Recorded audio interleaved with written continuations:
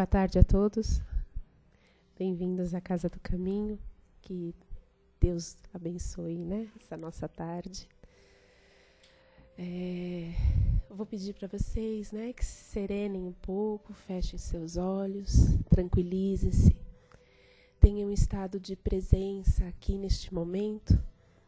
Abram suas mentes e seus corações para receber os ensinamentos dessa tarde. E pedimos licença ao nosso Pai, ao nosso Mestre Jesus, para agradecer pela oportunidade de estar aqui, essa oportunidade bendita. Senhor, que possamos absorver todo o ensinamento deste dia, que ele entre em nós, que possamos carregá-lo ao longo da semana que vem. Que possamos entrar em conexão contigo e com todos os espíritos protetores desta casa, para que possamos, em sintonia no bem, gerar mais bem, não apenas para nós, mas para todos aqueles que nos cercam. Obrigada, Pai, pela oportunidade bendita. Obrigada, Mestre, por tudo. Que assim seja, graças a Deus. E agora, recebemos a Leda com carinho, que ela vai ministrar a palestra da tarde. Obrigada, querida. Boa tarde, queridos. É sempre um carinho muito grande, A gente fala nossa querida família, porque cada um que a gente encontra faz parte da nossa querida família espiritual. E hoje o texto da tarde fala sobre o karma, sobre a função do karma, O karma, nós que assim muitas vezes definimos como aquela coisa pesada, Então, quem nos traz essa lição da tarde é através de uma epístola de Paulo, que ele diz assim: os pecados de alguns homens são notórios e levam a juízo, ao passo que outros só mais tarde se manifestam. Olha o que o Paulo está dizendo, Paulo de Tarso.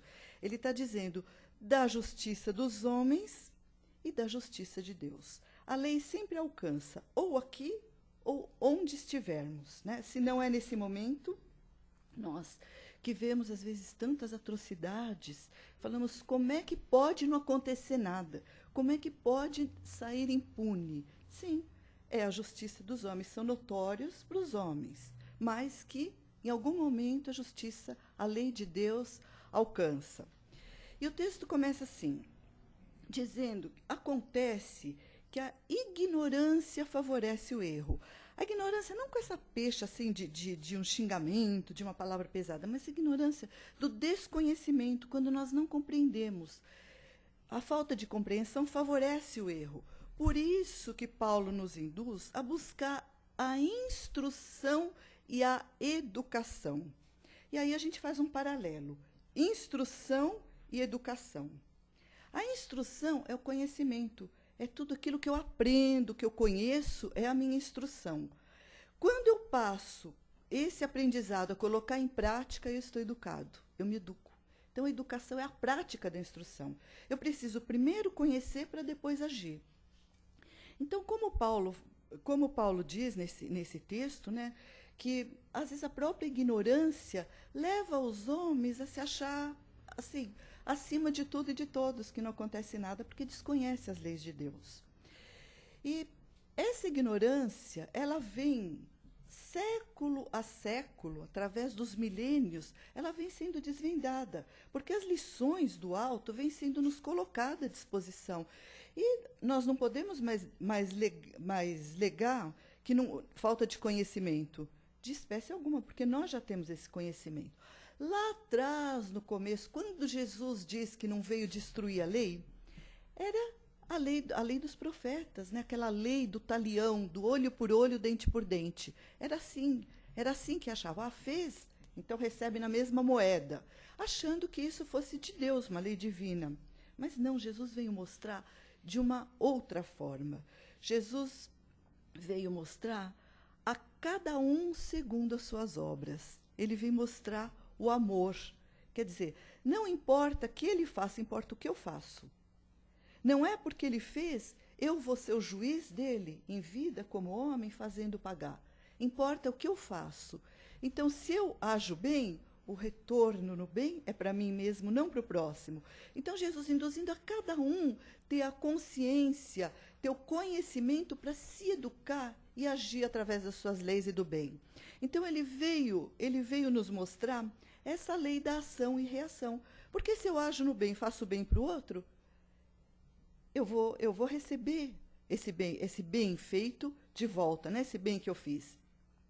E a doutrina espírita, como um complemento do Evangelho de Jesus, se Jesus não destruiu a lei, ele mostrou de uma outra forma, não devolvendo na mesma moeda, mas você reconhecendo a sua ação e deixar o outro compreender a dele, a doutrina espírita ainda veio explicar o Evangelho de Jesus.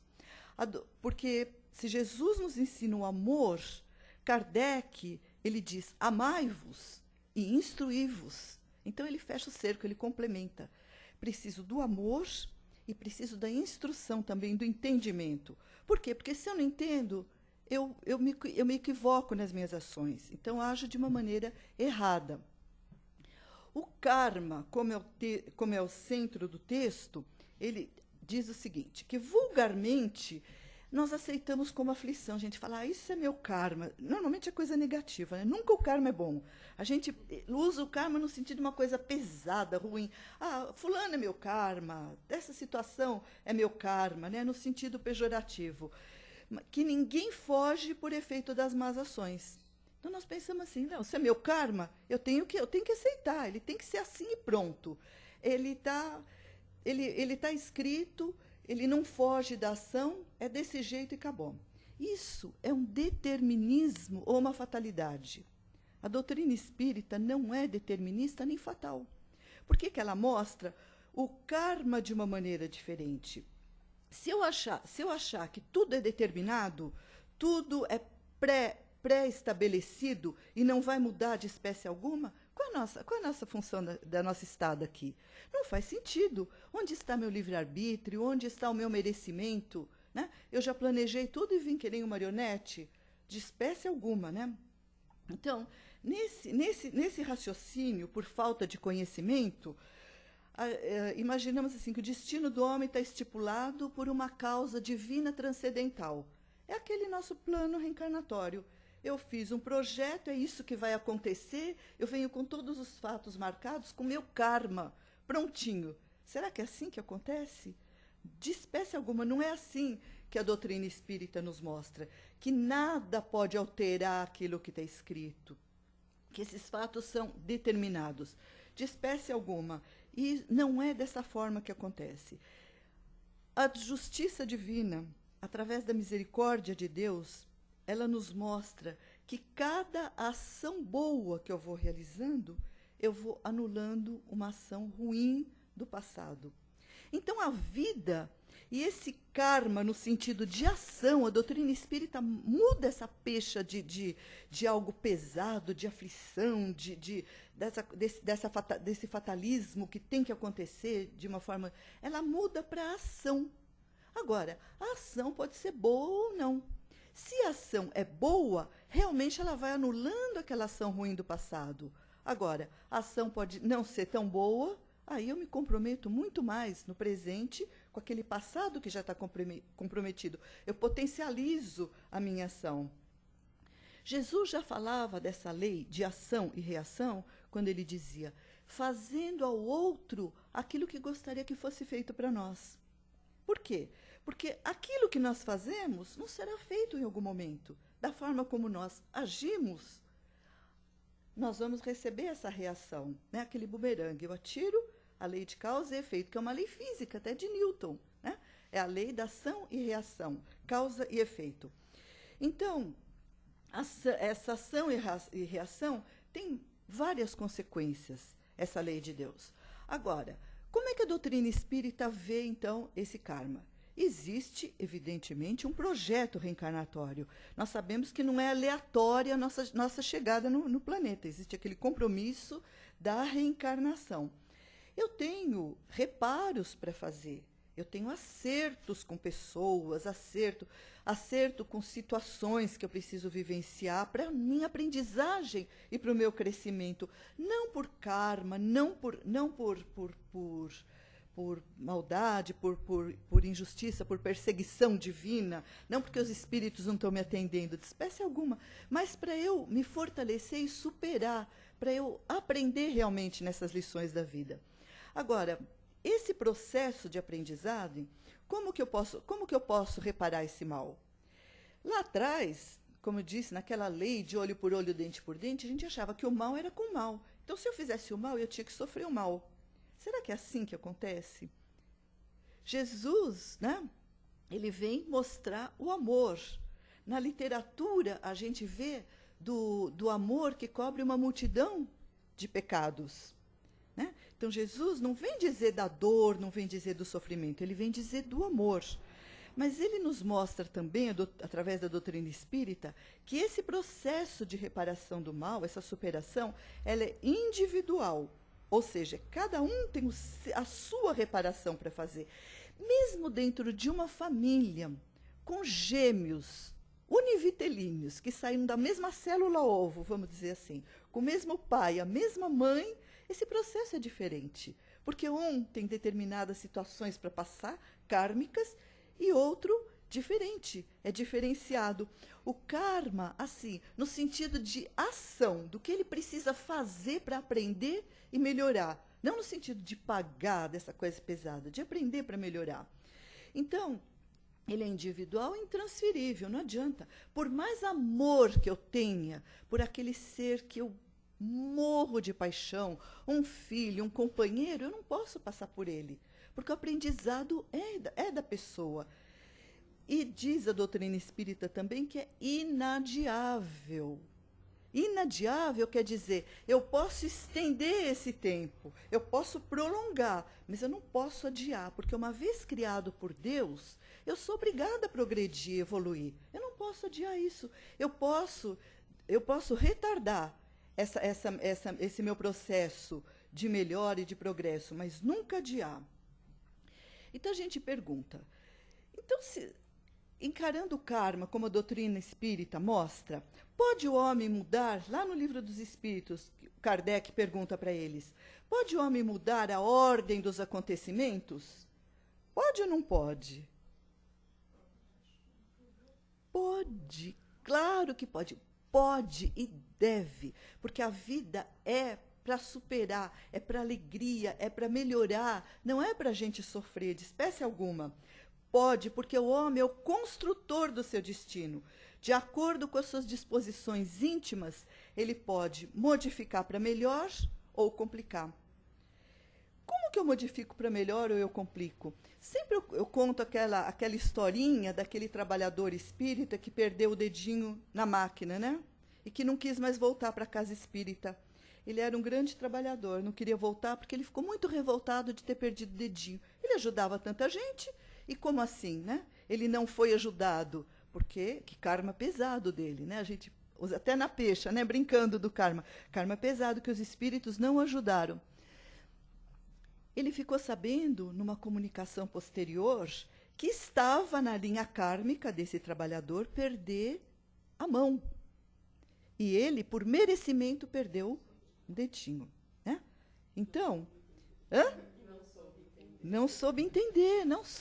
Assim é conosco. Às vezes os fatos que nós achamos grandes na nossa vida, dão essa dimensão enorme, eles já foram minimizados, estão sendo minimizados e nós não nos damos conta disso. Então, o homem pode sim, ele pode e deve mudar os acontecimentos. Com o nosso procedimento, com o nosso pensamento. A gente não fala, olha a energia que você manda para o universo, né? A mensagem que você manda. Não se fala isso hoje. A mensagem que você manda, o universo te manda de volta. O que é o universo? É esse entrelaçado, esse emaranhado de vibrações. O que são essas vibrações, essas emanações que eu mando? Essas energias para o universo? São meus pedidos. E esses pedidos, eles ecoam em algum lugar, eles não ficam à solta. E eles acham um correspondente do outro lado da linha, nesse emaranhado de teia. Então, eu vou justamente ligar com aquele que está pensando da mesma forma. Então, eu posso estar infeliz, achando pesado a minha vida, pesado por aqueles processos que eu preciso passar, e eu me ligo com alguém que pensa da mesma forma, algum espírito, alguma mente que está ligada na mesma sintonia, e aí o que acontece? Eu potencializo, às vezes, essa minha energia negativa e acabo sofrendo mais ainda, me comprometendo. Me sinto um sofredor, injustiçado, e aí eu vou continuando como hard haha. Lembra do hard haha? Né? Tudo acontecia, ó céus, ó vida, tudo acontecia.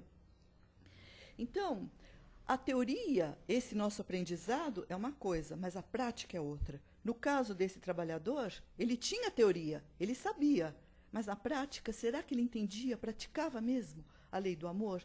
E a gente tem na literatura espírita tantos exemplos, a diferença da teoria e da prática. Tem um livro que é do Divaldo Pereira Franco, pelo espírito Manuel Filomeno de Miranda. Até eu já comentei em uma das palestras, esse fato, não é essa história, esse fato. É um processo trabalhado pelo Dr. Bezerra de Menezes, também de um trabalhador espírita. Esse trabalhador, chamado Joaquim Fernandes, ele era um médium receitista espírita. É aquele médium que recebe por intuição ou por incorporação, recebe as receitas que auxiliam homeopaticamente ou de outra forma, auxiliam aqueles que necessitam. E ele trabalhava no centro. E esse trabalhador, ele tinha uma filhinha de nome Sara, com 5 anos. E a Sara contraiu difteria. E difteria, à época, era uma doença fatal.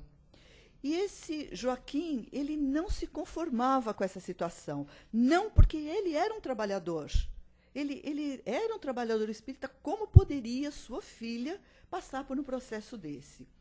Então, ela estava no hospital, num estado muito ruim, já num processo quase terminal. E o médico, à noite, passou pela consulta e disse que voltaria na manhã seguinte para assinar o atestado de óbito. Imagina o estado que estava sua filha. Ele, não conformado, pediu muito para a corrente do Dr. Bezerra de Menezes que ajudasse, que auxiliasse, que ele faria tudo por ela, do jeito que ele ajudava tantas pessoas, que os amigos espirituais o ajudassem também. Ele pedia isso com muita força, com muita fé. E veio o pedido, né? Através dos espíritos, a sua inspiração, ele disse que ele se conformasse, que a melhor situação no momento era que a Sara partisse e que possivelmente, num futuro próximo, ela estaria retornando. Mas ele não se conforma com essa resposta, ele acha que não. Ele não queria perder esse tempo, ele não queria que ela fosse e voltasse. Ele queria que ela continuasse ali e pedia, insistia, e volte, peça a Maria, peça a Nossa Senhora, que faça com que ela melhore, eu me comprometo, eu faço de tudo, eu vou auxiliá-la, eu vou vigiá-la, eu vou ensinar a doutrina, eu vou ensinar o evangelho para ela. Aí veio a resposta que a Celina, que é assessora da Maria Santíssima, que permitiu, que Nossa Senhora tinha permitido, né, que ela ficasse, que ela tivesse essa moratória e ficasse mais um tempo na Terra. E que fosse feita a vontade de Deus, que Deus auxiliasse, assim ela disse, que Deus auxiliasse. E assim foi feito. Ela foi melhorando, o facultativo passa na manhã seguinte, e não se conforma da melhora de Sara, né? Aí deu alta, ela saiu do hospital e assim ele fez. Ele foi orientando, ele foi ensinando, acompanhando na escola, levando no evangelho, fazendo evangelho no lar, foi indo muito bem. Uma menina que foi crescendo assim com bastante fragilidade. Mas chegou um certo período da sua vida, aos 20 e poucos anos, ela encontra um antigo amor do passado, que foi seu amor numa encarnação passada. E ele já estava casado com família constituída. E ela não teve resistência moral para suportar isso. E por tudo isso que o pai tinha proporcionado, desses ensinos religiosos, morais, ela preferiu sair da vida pelo suicídio do que desfazer a família. Então, Dr. Bezerra de Menezes está comentando para esse espírito que coloca, que Manuel Filomeno de Miranda, ele está colocando, essa menina, ela viria esses 5 anos, retornaria, esses 5 anos seria para ela adquirir essa força. No seu retorno, esse reencontro seria completamente diferente. Ela já estaria muito mais fortalecida e com condições morais de suportar. E, por conta disso, foi feito um processo erradamente, pedido, insistência, porque nós, na oração, é o Pai Nosso, mas não é seja feita a sua vontade, seja feita a nossa vontade, a gente pede, né? Então, quando a nossa vontade é feita, nem sempre dá certo. Então, ele já estava previsto, e ela já tinha sido, essa Sara, ela já tinha sido suicida de encarnação anterior. Por isso que ela já veio com todo esse processo da difteria, veio numa família espírita que compreendia o processo da reencarnação, né? E sabemos que toda essa tendência muito forte do espírito, ele se reproduz numa encarnação próxima, né? Então, por isso que ela teria sido retirada, para não se comprometer nessa reencarnação e num futuro, né, ser diferente, escrever história de uma outra forma. Então, através do esquecimento do passado, nós não lembramos. Então, nós achamos quantas vezes que o nosso karma é pesadíssimo, que nós não vamos ter força para sustentar e queremos brincar de Deus e mudar. Nós temos que mudar, sim, através do amor, através do entendimento e através da prática, como nós falamos, que a educação é a prática do Evangelho de Jesus no nosso dia a dia. E nós educamos o espírito, né? Através das nossas ações diárias.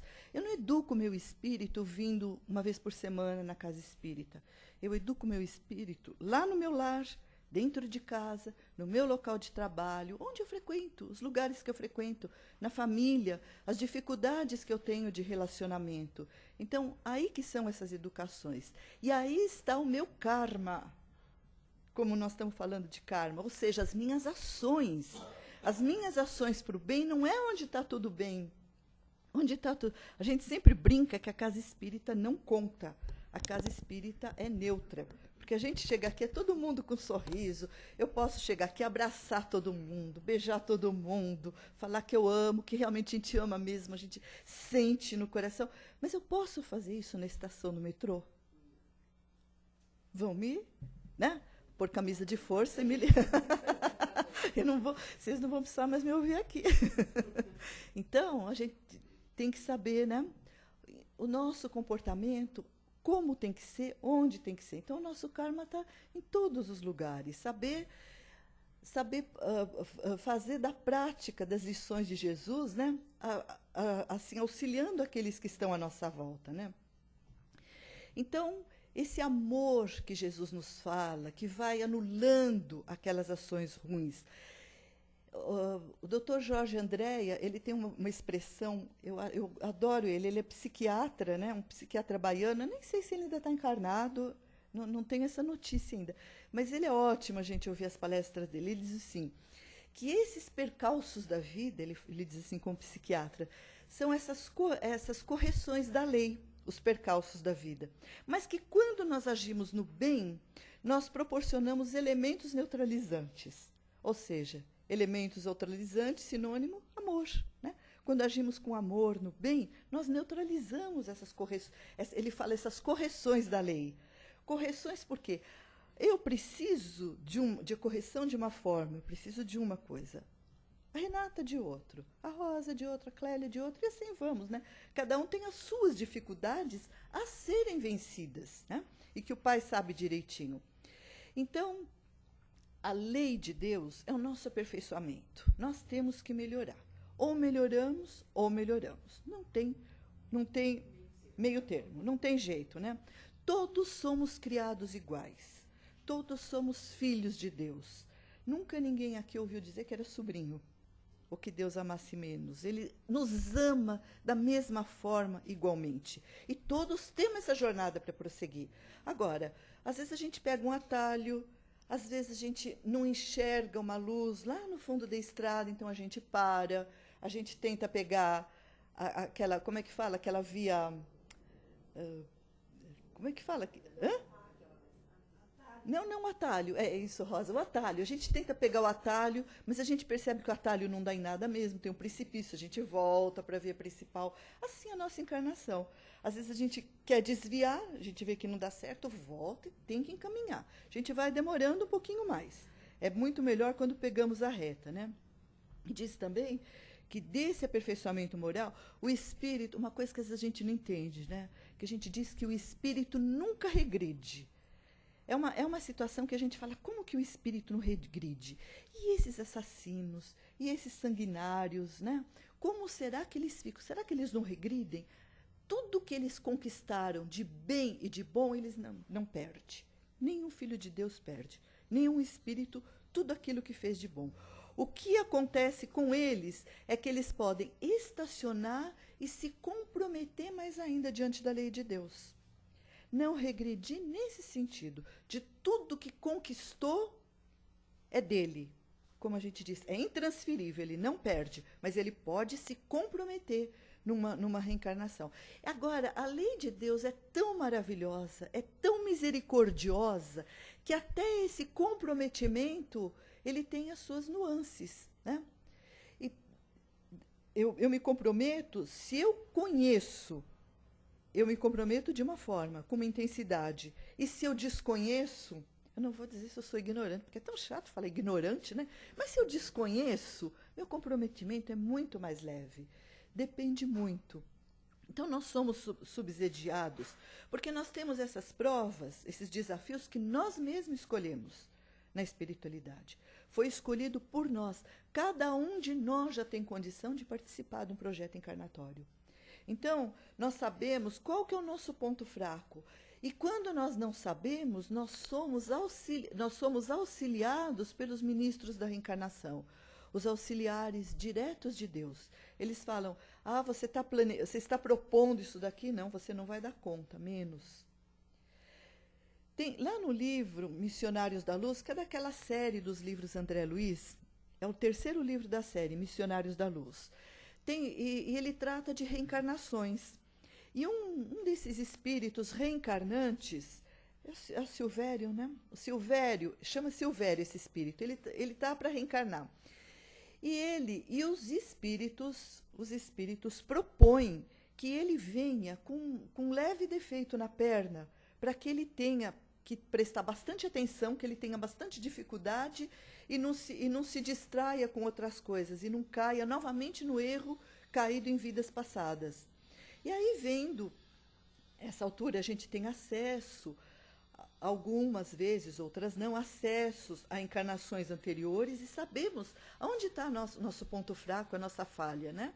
Então, olhando, falando, olha, é melhor que você tenha para evitar o seu orgulho, a sua prepotência, a sua vaidade, que foi muito forte numa encarnação passada. Então, é bom que você venha com um leve defeito nas pernas, que isso vai te causar bastante cuidado e você não vai cair novamente no erro.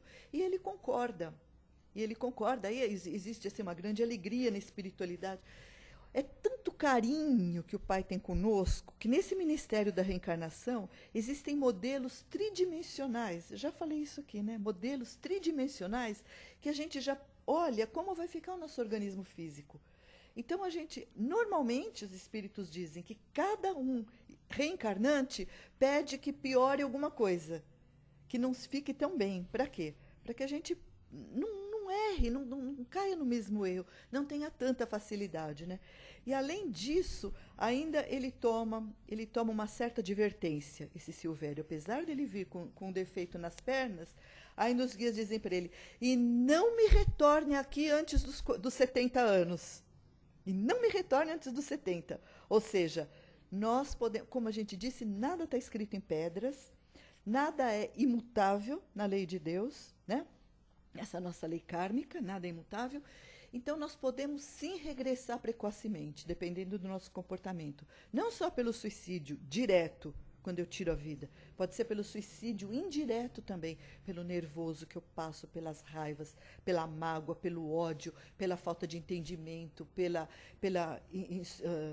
não ser submisso às leis de Deus pela sua insubmissão. Eu vou me revoltando às vezes com os amigos espirituais e vou me entuchando de toxinas, né?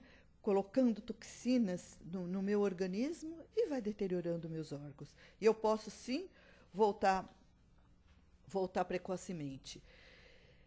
E como eu não poderia deixar de falar, eu sempre gosto da Joana de Ângeles, né? Eu digo assim que eu sou uma Joanete. Eu sou fã da Joana, porque ela é psicóloga, o espírito Joana de Ângeles, né? Ela escreve assim, então ela diz assim, que a vida, isso é Joana de Ângeles, nos dota de todo o necessário para a realização plena do ser. Aí a Joana diz que ela nos dota do necessário, aquilo que cada um de nós precisa. Para quê? Para a nossa realização plena.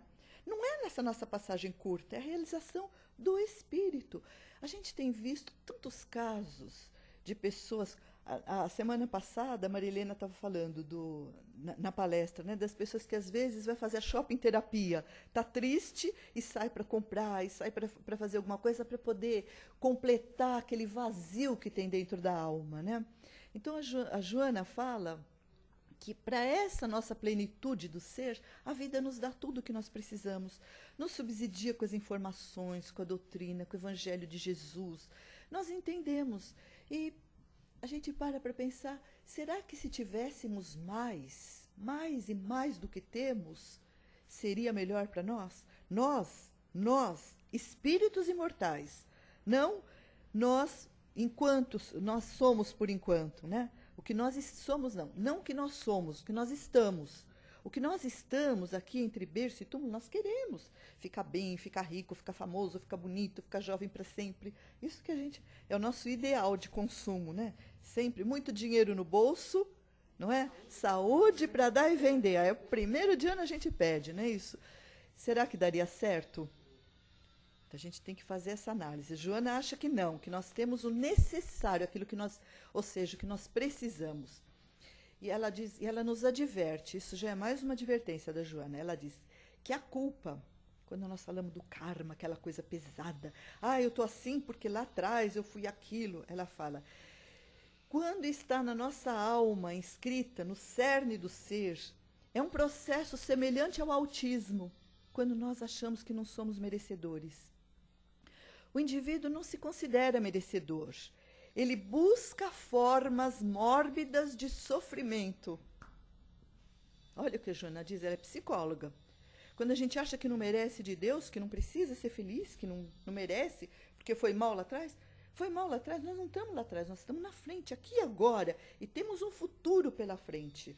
Então, ela diz que isso é uma forma mórbida, né, de sofrimento, nós causamos a nós mesmos, né?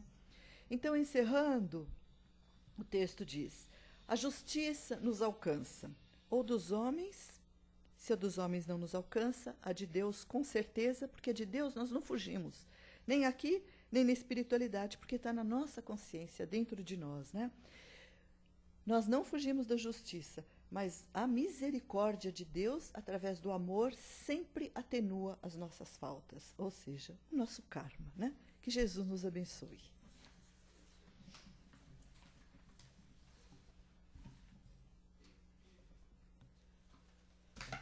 Muito bom, Meda. Deixa eu só comentar uma coisa, porque a hora que você falou, que você falou assim, né? Aqui nós já temos mais familiaridade, todas as pessoas com quem a gente tem mais intimidade, a gente tem mais, né? Essa coisa do carinho, do abraço, que a gente não poderia chegar no metrô e fazer isso assim. Mas uma coisa que a gente pode fazer é praticar gentileza. Sim, né? Claro. Em qualquer lugar que a gente vá. Não é a mesma maneira, mas é um afeto. Às vezes as pessoas até se espantam, né? Se você fala um bom dia, uma boa tarde, você dá uma passagem para alguém, as pessoas elas não estão habituadas, né? Então, isso é uma maneira da gente praticar um gesto, né, de carinho com as pessoas. Agora, eu vou só primeiro fazer a pergunta da internet, aí depois eu... Calma, vamos ter paciência. Inscrição, né? Fazer fila. Foi o Lourenço que mandou, e a Maria Léa. Maria Leia. Manda uma boa tarde para você, Leda. Boa tarde a todos, né? Saudades, abraços a todos os presentes. Ele fala assim: sei que você entende que existam 2 tipos de karma. Aquele que podemos minorar através de esforço e trabalho, e outro que não temos saída. Caso, por exemplo, de pais com filhos deficientes. Na literatura universal, o karma é tudo de desastroso que produzimos, e dharma é tudo de bom que realizamos. Você acredita que exista um tribunal da justiça divina formado por entidades espirituais para pesar as consequências de cada caso, como acreditavam os antigos egípcios? Ou simplesmente a lei de ação e reação é o bastante? Lourenço. Lourenço. Olha que saudade que ele tá, né? Lourenço, a Leia, o que você está fazendo aí que não puxa a orelha, né, do Lourenço? O Lourenço é o companheiro nosso que está morando no São Luís, né? No Maranhão. Então, Lourenço, a gente fala, a doutrina fala do karma como ação, né? Ação boa ou ruim. Agora, nós sabemos, né, que a gente não entrou no tema das provas e expiações, né? Nós estamos falando no karma no sentido das provas, que são nossas, mais leves. Agora, as expiações são aquelas compulsórias. Como nós dissemos, aqueles que infligem a lei de Deus de uma forma muito severa, muito rude, né? Aqueles sanguinários, aqueles serial killers, né? Aqueles que espalham a drogadição por aí, às vezes nem se drogam, mas colocam o outro na droga. Esses têm um karma, esse sim tem um karma muito pesado. Então, a sua reencarnação é compulsória. E aí já não é mais uma prova, aí já é uma expiação. Porque o espírito se compromete, se deteriora de uma certa forma que ele perde às vezes, o raciocínio. Por isso que volta, às vezes, na condição especial, né? Volta. Nós temos vários depoimentos lá nas casas André Luiz, né? Dos internos, que vêm com essa lesão cerebral, problema de deficiência. Durante o sono físico, eles são completamente lúcidos. E quantos comentaram a causa da deficiência atual, né? Muitos comentaram. Então, essas expiações, essas são irrevogáveis, não tem como. Mas é um sofrimento muito grande para o espírito, porque o espírito tem consciência da sua condição, ele tem consciência, ele tem sim o raciocínio, não em vigília, não enquanto ele está acordado, mas durante o sono físico, ele tem consciência do seu estado. Então, é uma expiação muito grande. E, normalmente, é aqueles que estão em torno também para a família, são partícipes daquele processo lá atrás, ou que participaram diretamente ou indiretamente. Como nós dissemos, a lei de Deus tem atenuantes e agravantes. Às vezes, é muito mais grave aquele que induz do que aquele que pratica, né? Então, a lei é justa e misericordiosa, né? E isso, digamos assim, que é um salão de beleza espiritual. O espírito precisa se recompor, precisa reparar aquelas mazelas para, de uma próxima vez, voltar de uma forma diferente. Porque, se não passa por esse processo, por esse aprendizado, volta a errar novamente. Ação e reação. É a reação de uma ação passada, né? Não sei se eu respondi, né?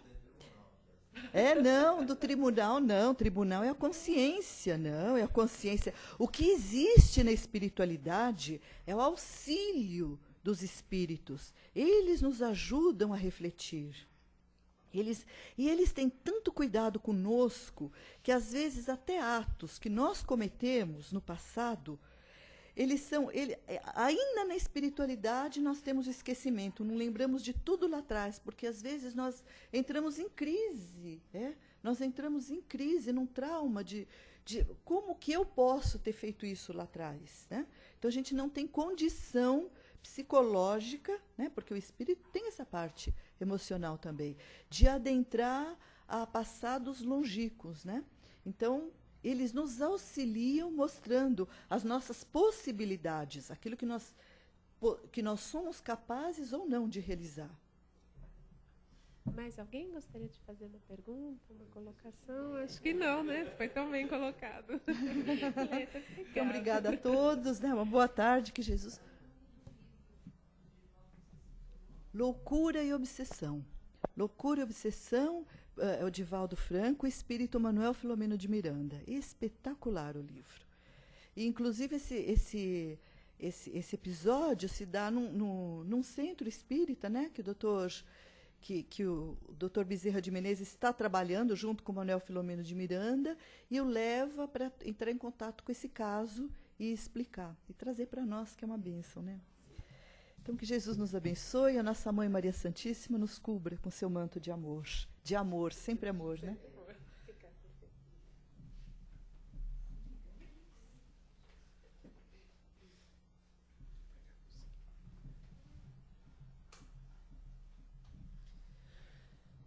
Bom, vamos cerrar novamente os nossos olhos, porque agora é o nosso momento de doação. Doação desse amor que a Leda comentou tão bem nesta tarde, desse carinho que temos em nós. Que esse nosso amor e esse nosso carinho possa envolver a cada uma das famílias deste nosso querido planeta Terra. A família que é a base de tudo, a base do crescimento da sociedade, a base do crescimento de um mundo mais solidário e fraterno. Que cada membro, das crianças, adultos, adolescentes e os mais velhos, possam todos colaborar para o crescimento individual e coletivo do seu grupo familiar, expandindo isso para toda a sua comunidade. Que esse nosso amor e o nosso carinho possam envolver a todo o nosso planeta, emanando ondas de paz, harmonia, principalmente nos povos que sabemos que estão neste momento em conflito. Que todos os povos possam se tornar mais solidários, recebendo os irmãos que passam por momentos tão angustiantes, momentos de refúgio, que precisam do auxílio daqueles que estão em condições melhores. Que todos possam abrir seu coração e ter misericórdia. Que o nosso amor e o nosso carinho envolvam a todos aqueles que conhecemos, ou mesmo apenas envolvendo a todos aqueles que estão em leitos de hospitais, ou mesmo em seus lares, adoentados, seja essa doença do corpo, da mente ou até da alma. Que o nosso amor e o nosso carinho possam envolver os nossos irmãos que estão nesse momento morando nas ruas, nesse estágio tão difícil de aprendizado, que eles possam ser fortalecidos para progredir, para prosseguir em sua evolução. Que o nosso amor e o nosso carinho envolvam a todos os animais, nossos companheiros também de jornadas, esses princípios inteligentes, das quais somos responsáveis e que depende tanto para que possamos lhe oferecer o melhor. Que o nosso amor e o nosso carinho envolva a cada um dos membros de nossa família, aqueles que ainda compartilham da nossa convivência e aqueles que também já nos deixaram, por um breve momento, pois logo, logo, todos sempre nos reencontraremos. Senhor, muito obrigada. Obrigada por podermos sempre aprender e também ensinar. Obrigada por podermos sempre receber e doar. Obrigada por todas as oportunidades de cada instante, de cada dia, pois cada oportunidade, cada instante é um aprendizado. Que possamos levar isso para todos os dias desta semana e todos os dias de nossa vida, perseverando sempre no bem, na paz e no amor. Obrigada, Mestre. Obrigada, querida Mãe, pela proteção sempre. E obrigada a todos os membros desta casa por nos acolher sempre. Que assim seja, graças a Deus.